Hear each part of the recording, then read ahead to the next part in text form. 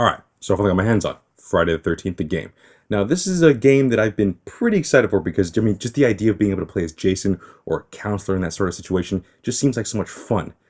Yet, the reviews have been not too kind. I mean, the game's been kind of getting some lukewarm reviews and some pretty mediocre scores, but regardless, it still really didn't dissuade me. I mean, I still wanted to play the game and it still looked like a ton of fun. So yeah, I picked it up and, well, is the game fun? And most importantly, is it worth the money?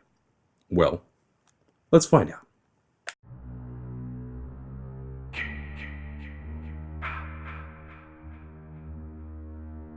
Alright, to start, I just need to point out the obvious issues that everyone is talking about at launch.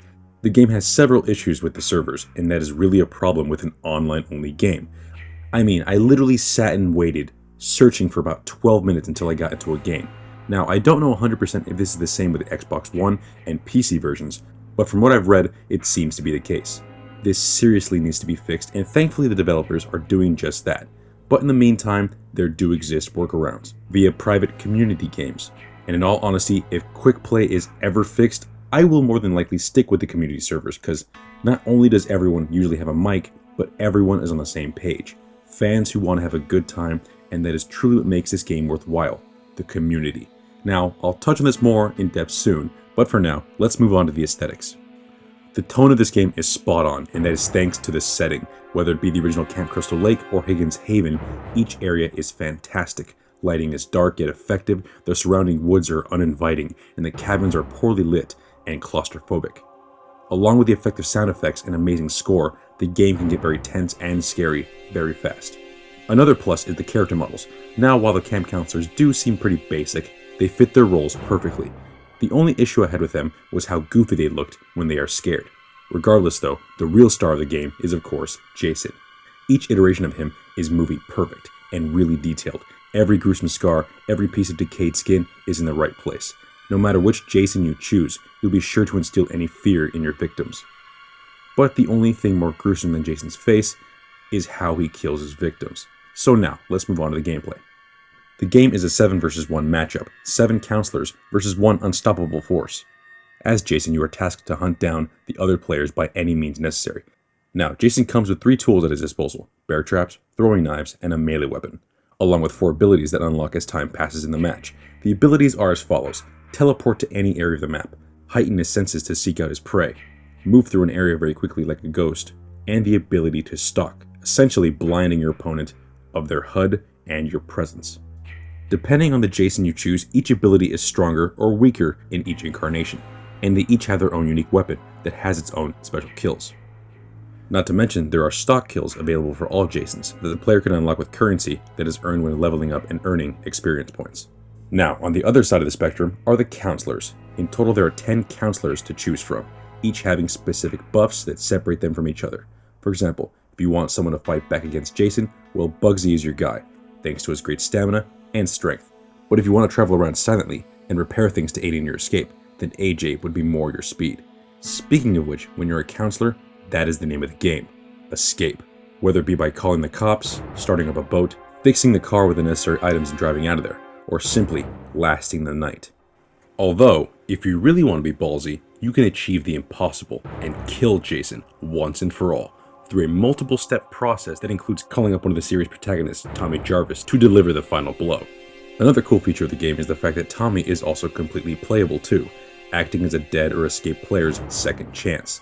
Along with that, each character has the ability to hold 3 perks that aid in stats or allow the player to start with essential tools that will make their survival easier, such as a walkie-talkie or a map. Now, with all that said and done, what does the actual game really entail? Well, here is where the viewpoints will split with many gamers. From a distance, this game should be a blood-filled, action-packed good time.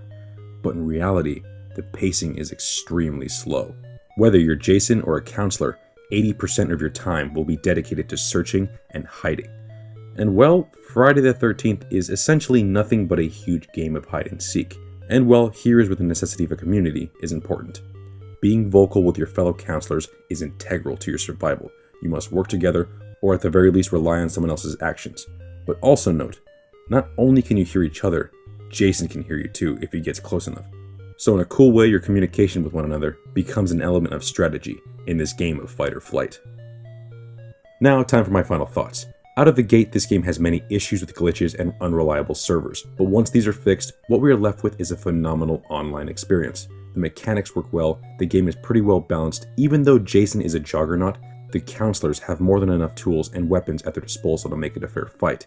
But the most important aspect of this game is teamwork, which is what makes this a perfect community game.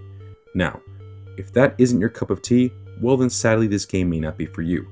I'm not kidding, if you don't own a mic, you lose a huge part of what makes this game a cult classic.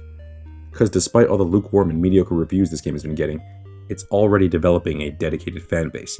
And if this game does sound like your speed, well, it's tense, at moments it can be terrifying. But all in all, it's a bloody good fun time.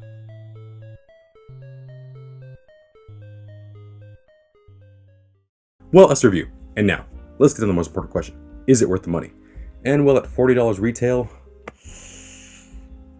it is pretty steep for an online-only experience. Granted, in the summer they will be releasing a single-player experience, but for now, it's pretty steep for what they're... I mean, I recommend waiting. If you get it in a deal, hells yes. But right now, I recommend waiting until they, start giving us more. Even when I bought it, I kind of felt a little somewhat ripped off because, the first few rounds I played, I kind of sucked. So I was like, oh, great, this is it. But the more you play it, the more rewarding it feels. And honestly, this is the kind of... Well, I'm their target audience because I love games like this. I love the tension building. I love, the team building. And again, I can't stress that enough. This is a community game. If you're going to play this with friends, this is a great experience. But yeah, for $40, I'd recommend it. If only if you're into the idea and, well, you have friends to play with. Or if you have a mic. Again, you need a mic to play this game. So yeah, $40, I'm happy with my purchase. Well, that's the video. Thank you for watching. Like, comment, and subscribe. And I'll see you guys later.